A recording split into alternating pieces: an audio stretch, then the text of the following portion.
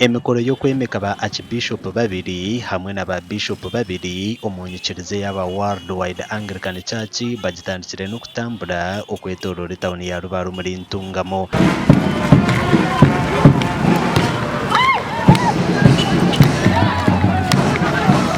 Nabwanyuma mukuru w'enyikirize egi ningashi Patriarch the Most Reverend Dr. Christopher Rwanga Tusubira aterize biragano ba bishop na ba archbishop abatorinwe owinanga fenda katuyibirire twena katwemerera abukwisharanga kinisa omubemekirwe harimo Right Reverend Nelson Bahamizo Rwacumeka otorinwe kuba bishop wa Greater Ankole Diocese amwe na Right Reverend Sandy Kisache nawe yemekirwe okuba omureberezi wa prison zo mu Uganda. Receive the Holy Spirit for the office and work of a bishop. Abandi ni the Most Reverend Bwambale Christopher otorinwe nka Archbishop wa Western Uganda hamwe na Congo kandi na the Most Reverend Samuel Sebufu oyemekirwe nka Archbishop wa Central Uganda.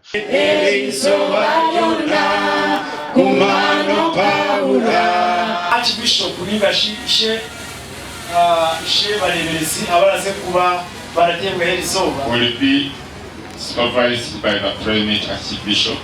Na baza kuba ni barebererwa archbishop. Who is the Archbishop of Uganda? Archbishop Primate wa Uganda. Abednego Atenga Abednego. And I believe as a believer, kandi nyoboko mwikiriza, I believe that on an altar where you get a blessing, aharutari ahora tunjiro mukisha, you return to the altar and give God the glory.